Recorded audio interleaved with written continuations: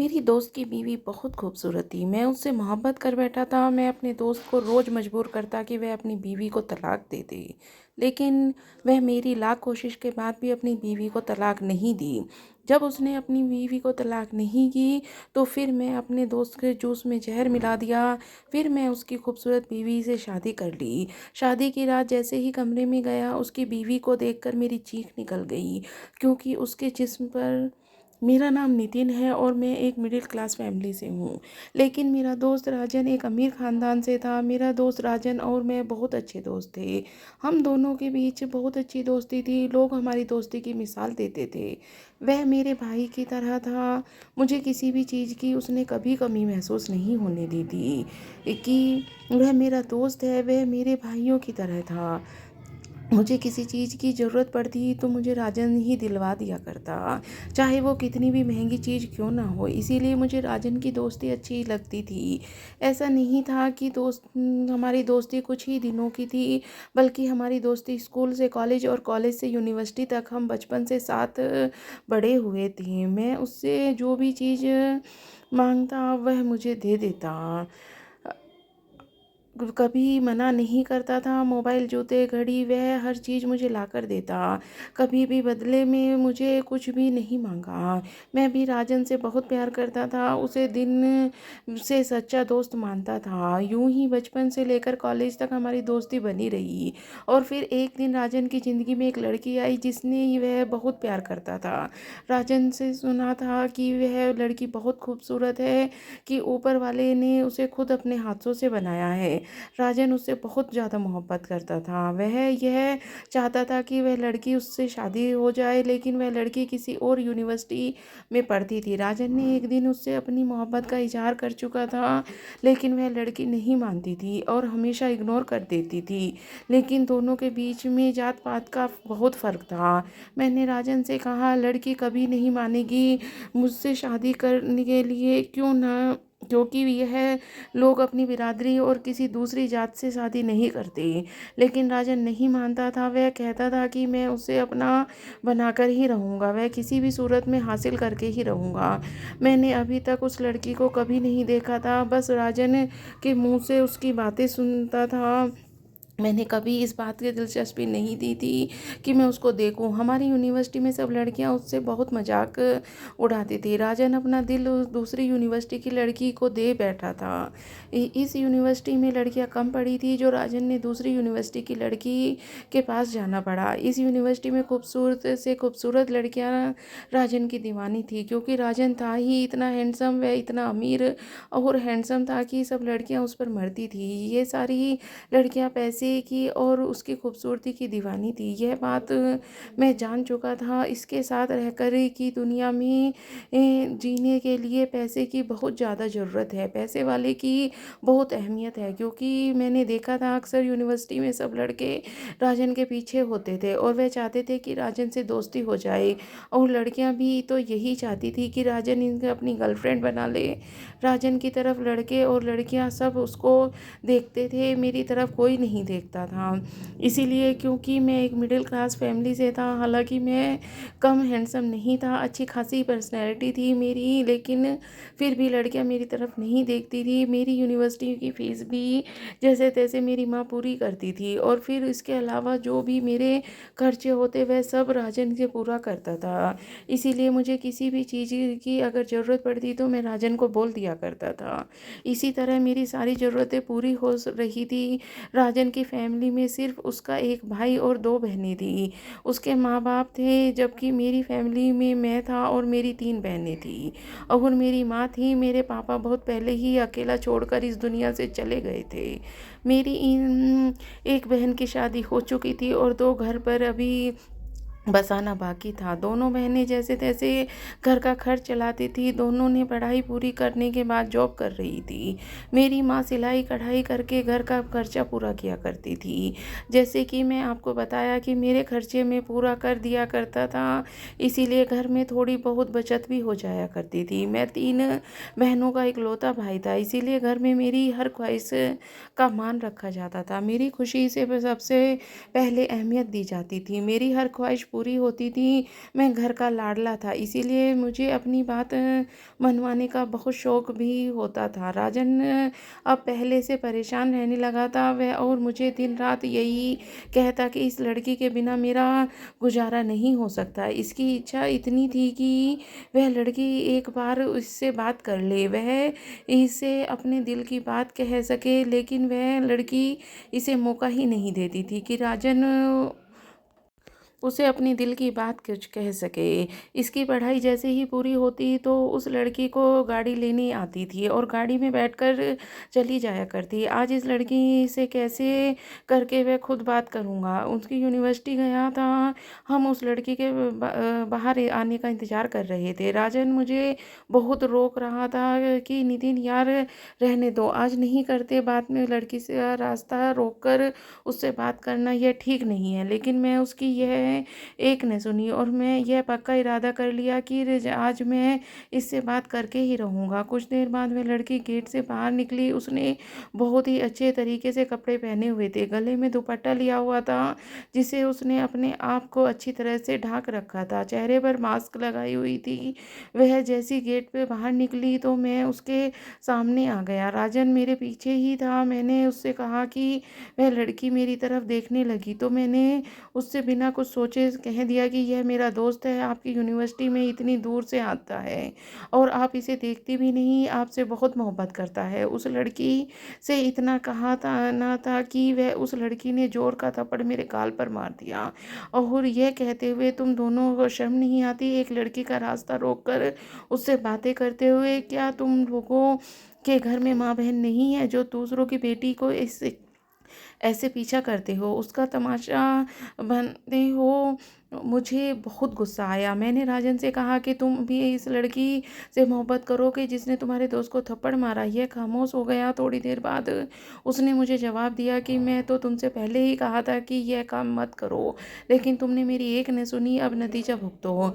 इससे कि लड़की का कोई कसूर नहीं है, अगर कोई इस लड़की की जगह होती तब भी वह यही करती। राजन ने कहा कि मुझे तो बहुत खुशी हुई है। वह हंस रहा था, मेरा मजाक उड़ा रहा था कि तुम्हारी तो निकल पड़ी। राजन ने घर में कह दिया था कि वह लड़की उसे पसंद करता है। उसकी फैमिली में इस बात के साथ भी और लोग इस लड़की के घर में रिश्ता लेकर जाने लगे थे, तैयार हो गए। राजन घर का सबसे बड़ा बेटा था और लोग चाहते थे कि जल्द से जल्द शादी हो जाए, इसीलिए उसने अपने घर वालों को तैयार भी कर लिया। अगले दिन हम इस लड़के के घर जाएंगे इसका रिश्ता लेकर। राजन को इस बात पर यकीन था कि उन लोगों के पास इतना पैसा है कि इस लड़की के घर वाले के पास इनकार करने की कोई वजह ही नहीं रहेगी, लेकिन ऐसा नहीं हुआ और मुझे यह बात बहुत अजीब लगी थी। राजन की फैमिली जब उस लड़की के घर गए तो लड़की घर पर नहीं थी। उसके घर में सिर्फ उसके ताया और ताई जी थे और बातचीत के बाद राजन के पापा ने उनसे कहा कि हमें अपने बेटे के लिए आपकी बेटी का रिश्ता चाहिए। थोड़ी देर के लिए वो लोग सोच में पड़कर खामोश हो गए। राजन के पापा के ने उनको यकीन दिलाया कि हमारे घर में आपकी बेटी बहुत खुश रहेगी और उसके बहुत तारीफ़ की। हमारे पास कभी भी किसी चीज़ की कमी नहीं है, हमारा बिजनेस बहुत फैला हुआ है, इस वजह से आपकी बेटी को हमारे घर में पैसे की कभी तंगी महसूस नहीं होगी और हमारा बेटा भी इससे बहुत प्यार करता है। राजन भी इससे बहुत प्यार करते थे। इन लोगों ने बताया कि लड़की के माँ बाप तो मर चुके हैं, उनको हमारी ही अपनी बेटी की तरह पाला है। इन लोगों ने बताया कि हम माही के ताई ताई हैं, हमें वक्त लगेगा फैसला लेने में। उन्होंने बताया कि हमारी अपनी बिरादरी में कहीं बाहर शादी नहीं करते, इसीलिए अभी हम आपको कोई जवाब नहीं दे सकते। तो राजन के पापा ने जाने की इजाज़त लेते हुए उनसे कहा कि हम आपके जवाब का इंतज़ार करेंगे। हम लोग परेशान हो गए कि वह लोग जवाब देने में इतनी देर क्यों कर रहे हैं। फिर उनकी कॉल आई तो राजन के पापा ने कॉल उठा ली और लड़की के घर वालों से कहा कि हम अपनी माफ़ी चाहते हैं, लेकिन यह रिश्ता हम नहीं कर सकते। राजन के पापा ने उनसे वजह पूछी तो आगे कुछ न बोले, खामोश रहे और फ़ोन ही बंद कर दिया। राजन ये सुनकर बिल्कुल खामोश सा हो गया। उनके इनकार को सुनकर उसका किसी भी काम में दिल नहीं लगता था। वह बस अपने घर में ही रहने लगा, अपने कमरे में ही तक ही रहता था। मैं उसको रोज़ मिलने आ जाता, उसके घर का रिश्ता न होने का दुःख मनाता रहता और वह हमेशा खामोश रहता। इस बात को 3 महीने गुज़र चुके थे और एक दिन उन लोगों का अचानक फ़ोन आता है कि वह लोग इस रिश्ते के लिए मान गए हैं और जल्दी से जल्द शादी करना चाहते हैं। उन लोगों ने अपनी पहली बार मना क्यों किया था और हाँ, अब हाँ क्यों की? आखिर ये क्या वजह होगी? लेकिन राजन को किसी बात की कोई मतलब नहीं था, वह तो इन लोगों से हाँ सुनकर बहुत खुश हुए थे। क्योंकि उसकी मोहब्बत उसे मिलने जा रही थी। खुशी से वो नाचने लगा था क्योंकि 3 महीने में ठीक से खाया नहीं था कि इस अचानक मिलने वाली खुशखबरी से वह पूरे घर में खुश कर दिया था। राजन के पापा ने उससे मंगनी की तारीख फ़ोन पर ही ले ली थी। वह अब मंगनी की शादी की तैयारियां ज़ोरों पर थी। आज उसकी मंगनी का दिन था। राजन ने उस वक्त सुनार की दुकान पर जाकर हीरे की अंगूठी बनवाई थी। मंगनी का दिन भी आ गया। सब बहुत खुश थे। मंगनी शानदार तरीके से हुई थी। राजन की मंगेतर को पहली बार अपनी मंगनी पर देखा था। वो वाकई बहुत खूबसूरत थी। दिल ही दिल में सोचने लगा कि काश इस लड़की से मेरी शादी होती, वह मुझे मिल गई होती। मुझे पहली बार राजन की किस्मत पर जलन होने लगी थी। आज तक मैंने कभी इतनी खूबसूरत लड़की नहीं देखी थी। राजन सच कहता था, वो लड़की बहुत खूबसूरत है, उसकी तारीफ के बिना कोई रह ही नहीं सकता। लड़की के घर वाले कह रहे थे कि अगले महीने की शुरुआत में शादी हो जाए। मैंने पहले कभी इतनी खूबसूरत लड़की नहीं देखी थी। राजन के पापा ने उनसे दहेज लेने के लिए मना कर दिया था क्योंकि वह लोग खुद ही इतने पैसे वाले थे, उनको ज़रूरत ही नहीं थी। इसीलिए उन्होंने सिर्फ ज़रूरत की चीज़ें देने को था। राजन ने लड़की का नंबर ले लिया। वह लड़की को कॉल करता तो उसको कोई भी रेस्पॉन्स नहीं देती। वह मोहब्बत नहीं करती थी, वह ज़बरदस्ती रिश्ते में बंध रही थी। यह सब राजन अपने दिल में सोचता रहता था, लेकिन वह सोचता था कि शादी के बाद धीरे धीरे मोहब्बत हो ही जाएगी। ऐसे ही वक्त गुजरता रहा और शादी का दिन आ गया। राजन के पापा ने शादी की सारी जिम्मेदारियां मुझे दिया था और हर जिम्मेदारी को मैं बहुत ही अच्छे तरीके से पूरा कर रहा था। सारा एडजस्टमेंट मैं ही देख रहा था। राजन के कमरे से लेकर उसके सारे घर की डेकोरेशन मैंने किया। सब मेहमानों को डेकोरेशन बहुत ही पसंद आई और उसकी माँ बार बार उसकी नज़र उतार रही थी। सारे घर वाले तैयार हो चुके थे, बस मेहमानों के आने का इंतज़ार हो रहा था कि वह आ गए तो बारात लेकर वह माही के घर जाएंगे। फिर हम दुल्हन के घर पहुंच गए। माही दुल्हन के जोड़े में सच्ची परी से कम नहीं लग रही थी। राजन खुश हो रहा था, लेकिन दोनों को ऐसा देखकर पता नहीं क्यों मुझे खुशी नहीं हो रही थी। राजन मुझे बहुत प्यारा था, लेकिन पता नहीं क्यों उसकी शादी वाले दिन मेरे दिल में एक अजीब सी एहसास ने जन्म ले लिया था। उसकी खुशी से मुझे जलन होने लगी थी। मैं खुद भी नहीं समझ रहा था कि क्यों ये सब हो रहा है या कुछ और बात है। कुछ देर में शादी होने वाली थी। मेहमान सब दूल्हा दुल्हन की बहुत तारीफ कर रहे थे। राजन भी बहुत खुश था। लोगों से इसकी तारीफ़ें सुनकर मैं बहुत खामोश खड़ा रहा, वहाँ सब कुछ देख रहा था। राजन की शादी की मुबारकबाद देने स्टेज पर गया, उससे गले मिला और उसे हमेशा ऐसे ही खुश रहने के लिए दुआ दी और उससे कहा कि आखिर तुमने भाभी को हासिल कर ही लिया। उसकी हंसी पूरे हॉल में गूंज रही थी। वह सब मुझे पता नहीं क्यों देखा नहीं जा रहा था। कुछ ही देर में विदाई हुई। राजन और माही को मैंने कार में बिठाया जो फूलों से सजी हुई थी। शादी खत्म होते के बाद सब अपने अपने घर चले गए। उसके बाद वह लोग दुल्हन को राजन के कमरे में ले गए जो मैंने अपने हाथ से सजाया था। शादी के 1 महीना होने वाला था, लेकिन अब राजन मुझे बुझा बुझा सा रहने लगा था। मैंने उससे कई बार सच्चाई पूछी, लेकिन वह हमेशा टाल दिया करता। हालांकि मैं उसका दोस्त था जिससे वह छोटी से छोटी बातें भी शेयर किया करता था। वक्त यूं ही गुजरता गया, लेकिन राजन में कोई बदलाव नहीं आ रहा था। मुझे ऐसा लग रहा था जो हो रहा है अच्छा नहीं हो रहा, क्योंकि मुझे राजन की बीवी अच्छी लगने लगी थी। और मैं दिल ही दिल में मोहब्बत करने लगा था, मोहब्बत करने लगा था। वहीं राजन कौन बर्दाश्त नहीं करती थी कि मुझे यह महसूस होने लगा था। वह माही को खुश नहीं था, लेकिन मैं इस हाल में पता नहीं लगा पा रहा था कि एक दिन मैंने राजन से पूछा, क्या बात है, किस वजह से तुम इतना परेशान रहते हो, क्या क्या तुम माही की वजह से परेशान हो? तो वह एकदम से हैरान हो गया। उसने कहा, हाँ बस ऐसे ही समझो, लेकिन प्लीज़ तुम मुझे फ़ोर्स मत करो। उसका जवाब सुनकर मेरे लिए और आसानी हो गई, क्योंकि माही को कुछ ख़ास पसंद नहीं कर रहा था। मैं सोच रहा था कि राजन किसी भी तरह से उसे तलाक दे दे, मैं उससे शादी कर लूँ। एक दिन राजन की माँ ने मुझे फ़ोन किया और मुझे कुछ ऐसी बात बताई जो मैं सुनकर बहुत हैरान हुआ। और इसकी माँ बहुत परेशान थी। वह मुझसे कह रही थी, तुम राजन को समझाओ, उसकी परेशानी से मुझे अंदाज़ा हो रहा था कि वह माही की वजह से परेशान है। वह एकदम सच था, इसीलिए मैंने आंटी को यह बोल दिया कि आप फ़िक्र ना करें, मैं राजन को समझाऊँगा। यह कहते हुए मैं फ़ोन बंद कर दिया और इसको कुछ भी नहीं समझाया, क्योंकि मैं खुद यही चाहता था कि मैं क्यों इसे समझाता। लेकिन अब राजन माही को छोटी-छोटी बात पर मानने भी लगा था। यह सब बातें मुझे राजन की माँ ने ही फ़ोन पर बताई थी। मुझसे जब भी मिलता तो मेरे से जानबूझकर कोई ऐसी बात बोल देता जिससे अपनी बीवी से नफ़रत हो जाए और उस पर गुस्सा करने लगता। मैं उसको हमेशा ये कहता कि जितनी मोहब्बत तुम अपनी बीवी से करते हो, शायद वह तुमसे उतनी मोहब्बत नहीं करती।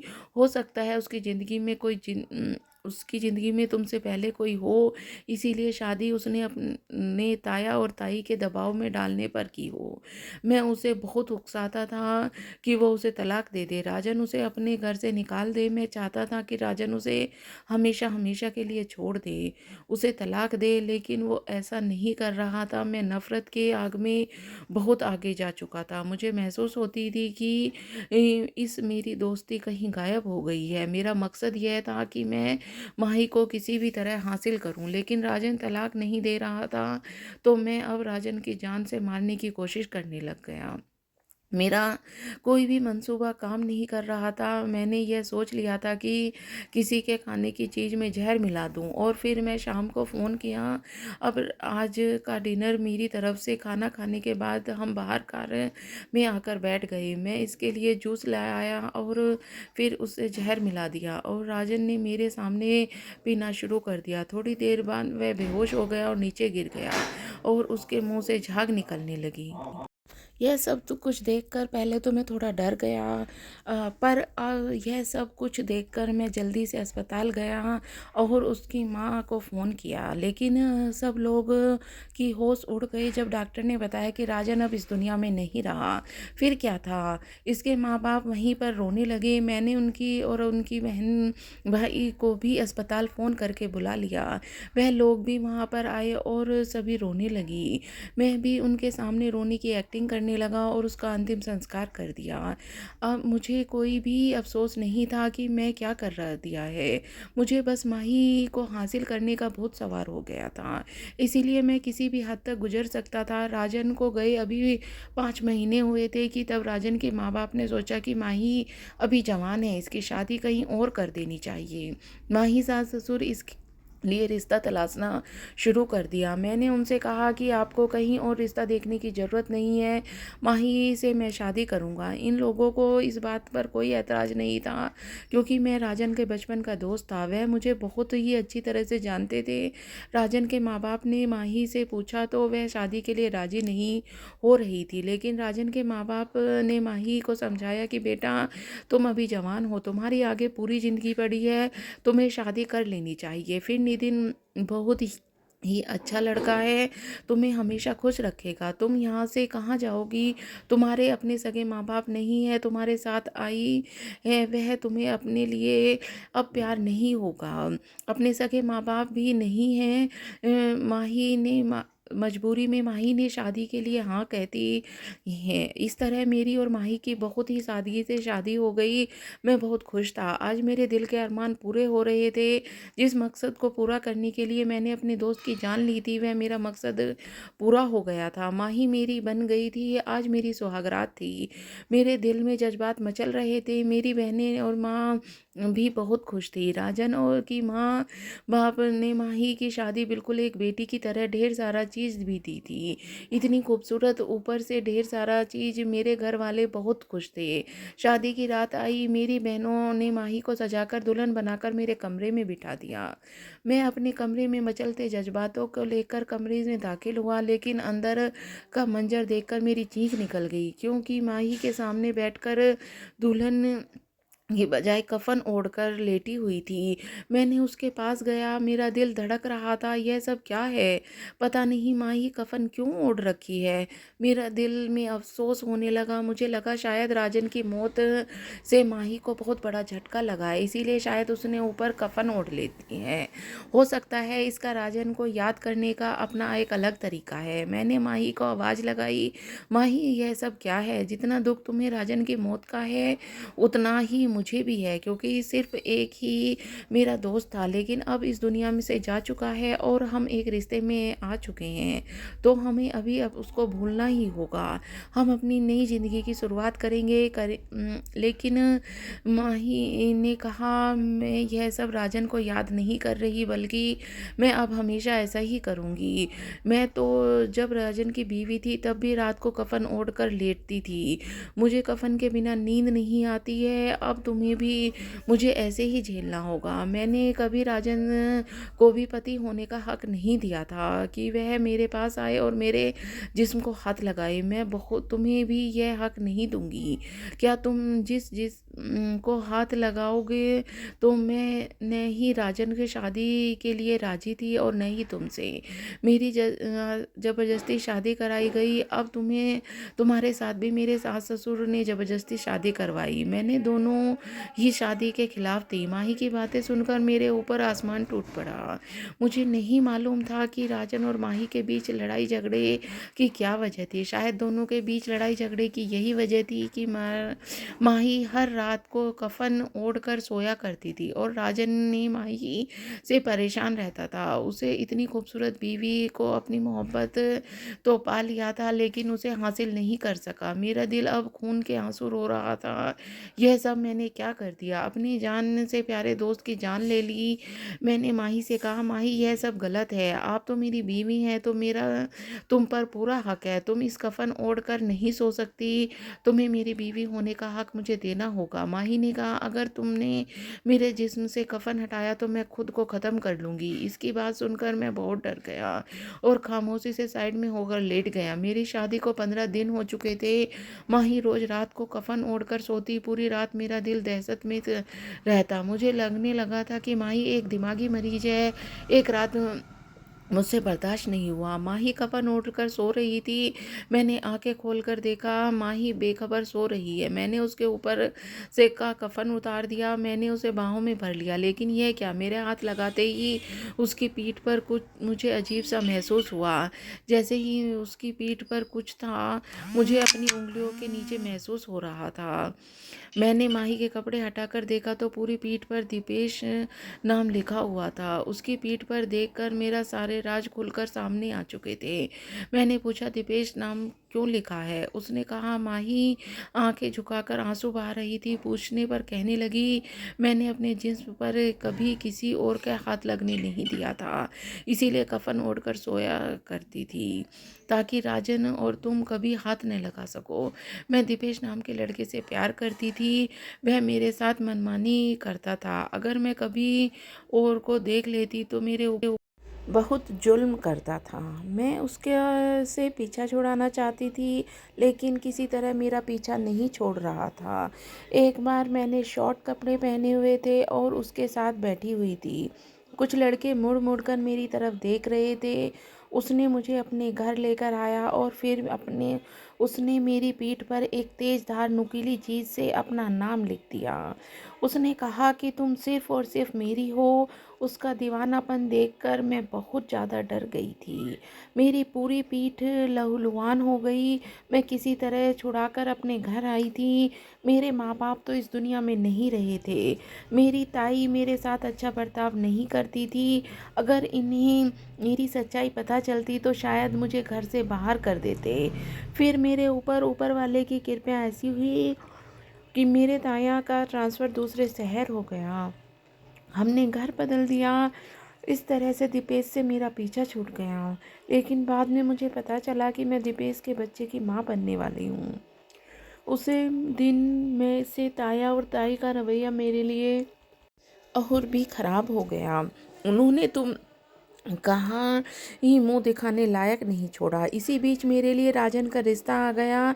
ताया ने मेरी अबॉर्शन करवा दिया और ज़बरदस्ती मेरी शादी राजन से करवा दी। लेकिन मैं नहीं चाहती थी कि मेरी सच्चाई सबको पता चले, इसीलिए मैंने उसको कभी अपने जिस्म को हाथ नहीं लगाने दिया था। लेकिन आज तुमने सब देख लिया, इसीलिए मुझे तुम्हें सारी सच्चाई बतानी पड़ी।